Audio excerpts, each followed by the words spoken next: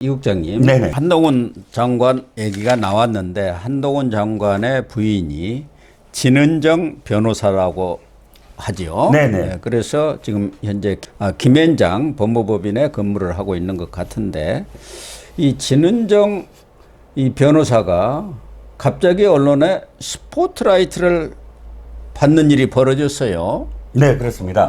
자, 한동훈 부인 이진정 변호사, 한동훈 장관과 서울대 법대 동기 동문이죠.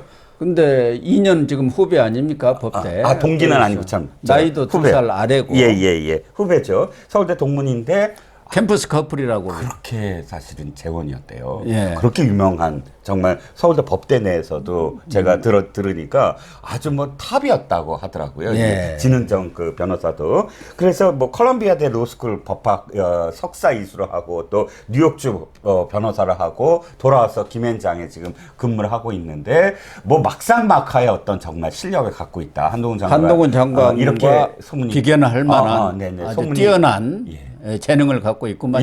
소문이 그렇게 나 있습니다. 그런데 이번에 그 적십자사에서 봉사 활동이 1년에 한 번씩 큰 행사가 있습니다. 예. 사랑의 선물 나누기 행사인데 여기에 원래 15개 외교 우리나라 주한 외교부 사절 그 부인들과 예. 그다음에 국무위원 그러니까 장차관 부인들이 와서 어르신들한테 취약계층 어르신들한테 주는 선물을 이렇게 패킹하는 그런 행사였다고 합니다. 2023 사랑의 선물 제작 그런 행사구만요. 네네. 그 안에 뭐 각종 캔디라든지 뭐 각종 그런 어떤 뭐 선물들, 방한용품 뭐 이런 것들을 집어넣어서 드리는 건데 문제는 매년 하는 행사인데 이게 왜 이렇게 커졌냐면 진은정 변호사가 사실 처음으로 언론에 노출이 된 상황이 돼버렸어요. 그동안에는 언론 노출을 자제를 했던 것 같은데 지금 언론에서도 이렇게 진은정 변호사를 포커스를 맞춰갖고 네. 스포트라이트를 지금 그쪽으로 가 있는 건 맞아요. 그 옆에 그만큼 관심이 있는 그렇죠. 거예요. 그 옆에 뭐 부총리 부인 이런 사람들은 관심이 없어요. 있고, 김영호 통일부 장관 부인 있고 뭐 많은 사람들이 그 주변이 전부 다 장관 부인들인데 뭐 초점이 어쨌든 진은정 그 장관 부인한테 맞춰져 있는 건 어찌됐든 한동훈 장관이 지금 굉장히 지금 그 이슈의 중심에 서 있고 또 진은정 변호사가 처음으로 지금 공개 행사에 나섰기 때문에 이 두 가지가 합쳐져서 좀 많은 또 댓글이 달리고 실검 베스트에 계속 오르고 있었습니다 어저께. 이 진은정 변호사의 부친이 그 유명한 진형구 전 대검 공안부장 아닙니까? 그런데 이분이 대전지검장도 한 분인데 이른바 조폐공사 파업 유도 사건 이 발언을 해가지고 물러났었죠. 예. 그때 폭탄주 회식이라는데 그때 폭탄 준 사람이 바로 접니다. 그러셨어요? 계셨군요. 저희 정치부에 있을 때 차장들 몇 명 오고 식사 한번 하자 해갖고 이 서울 모 호텔에서 폭탄주를 꽤 마시고 갔는데 그러고 나서 그 얘기를 했더라고요. 어쨌든 그 유명한 진영구 전 공안부장의 따님이 아닙니까? 그러니까 한동훈 장관 입장에서는 장인이죠. 그 집안이 아주 머리가 뛰어난 것 같아요. 다 머리가 좋아서 아마 이 진은정 변호사의 동생도 뭐 검사하다가 무슨 일이 있어갖고 그만두고 뭐 그랬던 것 같은데요. 지금 변호사하고 있고요. 이 두 부부의 딸도 지금 MIT 매사추세츠 공대에서 지금 수학 중입니다. 그래서 지금 특히 이 진은정 변호사가 포커스를 받는 것은 결국 한동훈 장관 때문에 그런 거 아니겠습니까? 그렇죠. 한동훈 장관이 자기 대선 주자, 특히 여권에서는 부동의 1위를 지금 차지하고 있고 이재명 대표하고도 뭐 어떻게 보면 오차범위네. 21대 뭐 얼마 이렇게 나오는 거예요. 21대 뭐 17, 뭐 16, 뭐 이런 정도의 그럴 정도로 지금 국민들의 관심을 받고 있는 데다가 무엇보다도 이제 총선이 한 5개월여밖에 안 남았는데 총선에 출마하는 것이 거의 기정사실화되고 있는 것 아니겠습니까? 그래서 점점, 뭐 후임을 물색한다는 얘기까지 나와 있었어요. 보도가. 점점 좀 가시화되고 있는 것 같아요. 그것 중에 하나가 이복현 금감위원장 있지 않습니까? 이복현 금감위원장도 검사 출신이잖아요. 그리고 상당히 여러 가지 어떤 실력면이라든지 혹은 뭐 메시지 관리, 뭐 또 언론의 어떤 주목도 이런 것으로 봤을 때 한동훈 장관과 거의 비슷한 그런 이 유력한 이다 이렇게 얘기가 나왔는데 최근에 이복현 금감위원장이 정치 출마하지 않을 뜻을 밝히고 있거든요. 그러다 보니까 두 사람이 얘기가 되어 있는데 이복현 금감위원장이 안 하니까 금감원장 금융감독원장 금감원장이 안 하니까 그러면 한동훈 장관은 확실히 나오겠구나. 또 이런 이야기가 좀 나오고 있죠. 뭐 이복현 금감원장이야 총선에 출마하든 안 하든 특히 검사들 많이 총선에 출마한 것에 대해서 국민적인 어떤 반감 같은 거 있지만 그러나 한동훈 장관은 이복현 금감원장하고 급이 다르지 않습니까? 네. 한동훈 장관은 총선에 꼭 필요하고 총선에 바람을 일으키기 위해서는 국민의힘 쪽에서도 차출을 해야 한다 이런 주장을 펴고 있는 많이 것이고 나오고 있죠. 윤석열 대통령의 최종 사인만 남은 것 같아요. 그런데 이준석 전 대표 최근에 뭐 신당 만든다고 하는데 논평가 역할을 하더니 이번에 애언가로 나선 것 같아요. 김기현 대표가 1, 2주면 물러나고 한동훈 장관이 비대위원장으로 나설 것이다. 인요한 혁신위원장이 한동훈 장관의 그 정치 진입에 카페트를 깔고 있는 중입니다. 이렇게 또 논평을 했더라고요. 애언까지 했어요. 지금 자기 일도 바쁠 텐데 그렇게 남의 일 감나라 배나라 하고 온갖 그 사안에 대해서 이러쿵저러쿵 말을 할 때입니까? 이준석이 가장 지금 해야 될 일이라고 자기가 생각하는 게 이슈 메이킹이거든요. 이슈 메이킹의 첫 번째 방법은 그날의 가장 핫한 그런 키워드를 잡고 그거를 엮어서 얘기를 해야 됩니다. 그럼 이슈 메이킹이 되잖아요. 그러네요. 머리가 좋은 사람이에요. 그렇죠. 그러니까 이준석의 지금의 행보들을 보세요. 그러면 어디를 가서 무엇인가를 하고 그 다음에 거기에 관련된 SNS를 하고 그 다음 행보가 이 아침 인터뷰. 요 세 가지를 적절히 계속하면서 이슈를 돌려서 하루에 하나의 이슈로 자기가 꼭 주목받게 만드는 그런 것들을 계속 되풀이합니다. 이번에도 똑같아요. 한동훈이라는 키워드가 지금 굉장히 높잖아요. 왜? 그렇죠. 계속 그 민주당이 하루에 한 명씩 막 막말을 하고 하면서 이즈메를 따돌림을 하고 있지 않습니까? 막 거의 학폭처럼. 그런데 여기에 한동훈이라는 키워드를 딱 넣어서 지금의 정치 상황을 자기 입으로 얘기하면 이렇게 쫙 자기한테 또 자기 얘기가 쿼트를 해갖고 언론에 보도가 된다. 자, 이 얘기 다시 돌아보면 2주 만에 지지율이 떨어진다. 그리고 2주 만에 김기현이 물러선다. 이 얘기 언제 했냐면 강서구 보궐선거 끝나자마자 한 얘기예요. 끝나자마자 그 당시에 딱 그랬어요. 내가 예언했지? 강서구 보궐선거 10% 이상 차이 난다고? 두 번째, 내가 예언 또 할게 그러면서 2주 만에 끝난다 했어요. 김기현.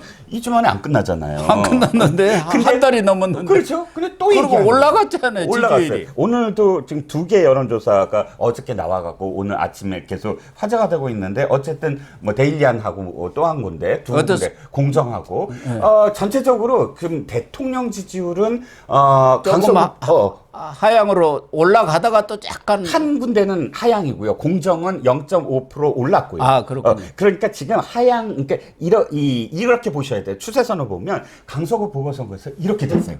선이. 그러다가 쭉 다시 인요한 혁신위원장 딱 등장하다 딱 서더니 그 다음에 완만한 상승세 계속 완만하게 상승세. 그렇죠. 근데 박스권. 상승세지만 미미하게 박스권이라고 한다면 주목해야 될 건 국민의힘 정당 지지율이에요. 어떻게 나왔습니까? 정당 지지율은 확실하게 차이가 있어요. 한 군데는 오차 범위 바깥, 한 군데는 오차 범위 내로 민주당보다 앞서 있다는 게 지금 핵심입니다. 그렇군요. 그리고 여론조사 공정에 의하면 일주일 전에는 민주당이 앞서 있었어요. 바로 직전 조사에서. 그런데 이 골든 크로스가 됐다는 겁니다. 이번 여론조사에서. 아주 국민의힘이 힘을 지금 받을 그런 여론조사가 계속 나오는데 이준석 얘기는 맞습니까? 김기현이가 1, 2주 내에 물러나고 한동훈이 비대위원장 온다는 말이? 저는 김기현 대표가 끝까지 총선에서 자신의 영향력을 행사할 거라고는 아직은 제가 단언할 수 없습니다. 그건 굉장히 변수가 많습니다. 하지만 제가 단언하는 건 딱 한 가지 있어요. 앞으로 한 달 이상 더 김기현 대표는 계속 실권을 장악할 거다. 1, 2주가 아니라 한 달 이상. 그러니까 지금 김기현 대표가 내려올 명분이 별로 없어요. 그러니까. 지지율이 올라가고 있잖아요. 네. 지금 가장 중요한 건 지지율이에요. 네. 그리고 그러니까. 이 김기현 대표의 가장 큰 승리 요인이 뭐냐면 어찌 됐든 이뇨한 혁신위원장을 자기가 임명했다라고 얘기했잖아요. 그리고 전권을 줬다. 그런데 지금 지지율 상승에 사실 반 이상이 이뇨한 위원장 저는 그 이슈몰이 그렇죠. 뭐, 인류한 덕분이지 뭐 김기현 때문에 올라가겠습니까? 김기현이도 또 김포 서울 편입 네네. 이 주장을 해서 상당히 또 정책적인 이슈를 주도권을 잡은 것은 그렇죠. 또 기여한 부분은 있습니다. 대표로서 처음 한 거예요. 그러니까 저는 그런 걸 원했거든요. 진짜 이슈몰이를 그렇죠. 해야죠. 집권 여당이 할 수 있는 건 집권 여당은 어쨌든 행정력이 있잖아요. 메이킹 뭔가- 이슈를 못 하면 그건 집권당이 아닙니다. 그렇죠. 그래서 우린 정책을 할 수 있어. 우리가 왜 권력을 갖고 있으니까. 그래서 집권 여당이 하는 정책 아젠다와 야당이 내놓는 정책 아젠다는 하늘과 땅 차이잖아요. 행정력이 있으니까요. 그러니까 그걸 했다? 그것도 저는 굉장히 의미가 있다고 생각을 하고요. 그러니까 지금 이준석은 좀 불리한 상황이 돼버렸어요. 점점. 왜냐하면 국민의힘 지지율이 자기 한 달 전에 얘기한 것보다 올라가고 있고 또 지금 자기가 얘기했던 세 있지 않습니까? 막 뭐 신당 한다 어쩐다 그러는데 하루에 한 집단씩 한 사람씩 거부하고 있어요. 뭐 천하람도 거부했고 어저께는 김웅이 거부했죠. 신당 안 나간다 그러고 저 박원석 정의당의 정원석 박원석이죠. 박원석이죠. 예, 정의당의 박원석 이렇게 얘기를 합니다. 아니 내가 이준석하고 얘기는 했는데 만났다 맞다. 근데 자기하고 얘기할 때는 전국 정당을 만들겠다라고 얘기했다. 그런데 갑작스럽게 대구신당을 만든다고 한다. 이렇게 오락가락하는 사람하고는 함께할 수 없다. 라고 얘기를 했거든요. 박원석. 예, 박원석이. 전 정의당 의원이죠. 네네. 어쨌든 이준석이는 제 코가 석자인 상황에서 뭐 언론에 또 스포트라이트를 받기 위해서 그 날에 가장 핵심 이슈를 자기의 이슈로 만드는 네네. 그런 또 탁월한 재주는 있어요. 그 기술이 있다는 거죠. 기술. 정치는 잔기술이죠. 기술하는 게 아니니까요. 김의겸이가 이야기하는 잔기술에는 능합니다. 김의겸 아주 서로 자웅을 겨룰 정도의 능력을 갖고 있는 사람들입니다. 그런데 정말 나서야 할 때 안 나서야 할 때 따지지 않고 나서는 사람이 이준석이라 한다면은 지금 민주당을 탈당을 했습니다만은 또 촉새한 사람이 있어요. 김남국이라고. 네네. 원래 촉새는 유시민 아니었습니까? 그래서 그렇죠. 유시민의 별명이 유촉새 아니었습니까? 아무 데다 대고 이렇게 말을 섞는다 해가지고. 네. 근데 김남국이가 이번에 이 진은정 변호사의 어떻게 보면 연례적인 그런 행사에 나온 것 아니겠습니까? 그렇죠.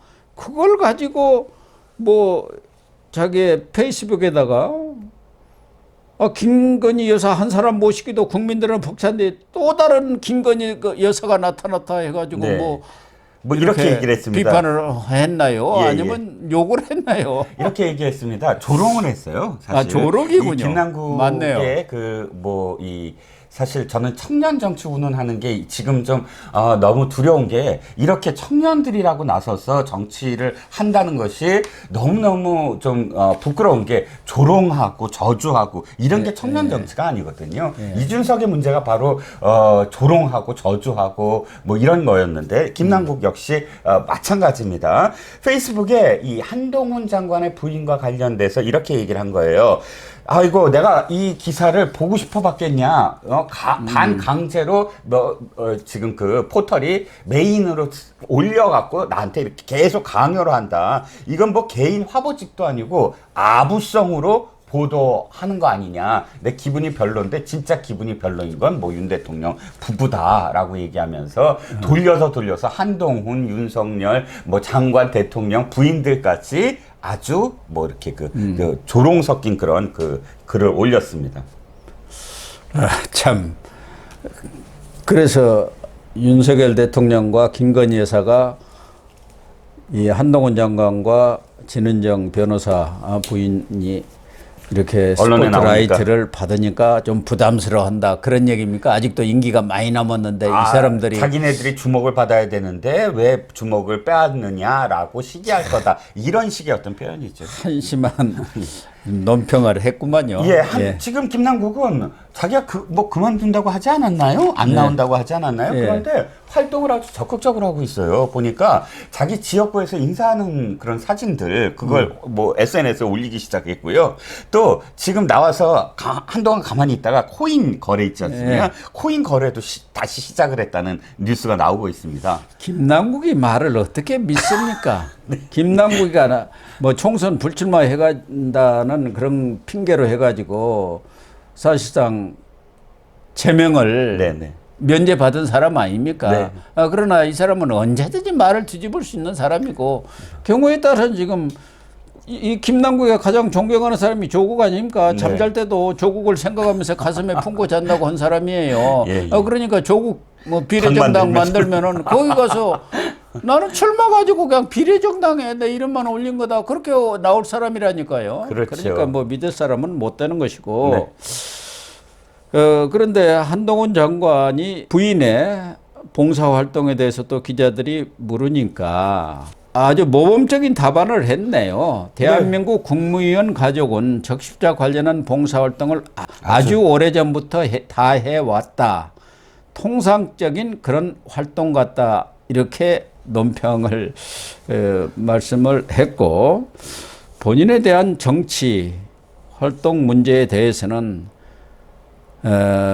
저에 대해 굉장히 많은 예측을 하는 분들이 있는데 그리고 그런 보도가 나오고 있는데 제가 다 그 내용을 보지 못했다 하면서 유보적인 답변을 했어요. 전에 같으면은 저는 현재 임무에 충실히 다하겠습니다. 뭐 이런 정도로 마무리를 했는데 그 기사 내용 같은 것을 제가 다 보지 못했습니다. 한 것은 한 발 좀 나간 언행 뭐 이 얘기라고 봐야죠. 네, 그렇습니다. 외국 그 대통령들이 연설을 하거나 기자들한테 답변을 할 때 멋지게 왜 회피하는 것. 회피하는데 그걸 아주 멋있게 얘기하잖아요. 유머를 섞어서 그렇죠. 우리처럼 투박하지 않고 그러니까 이거를 부정하거나 회피하거나 하는 것들이 굉장히 세련된 그런 그 문맥으로 이야기하잖아요. 근데 저는 이 지금 한동훈 장관의 뭐 미워하는 쪽에서는 정말 말 한마디가 믿겠지만 지금 객관적으로 바라보면 군더더기 없는 말. 그러니까 불필요한 말들이 없다. 그리고 상대방이 수긍할 수 있는 그런 그 회피를 한다라는 겁니다. 어쨌든 한동훈 장관과 함께 앞으로 부인 진은정 변호사도 언론의 주목을 받지 않을 수 없는 그런 시기가 코앞에 닥친 것 같습니다. 그렇죠. 예.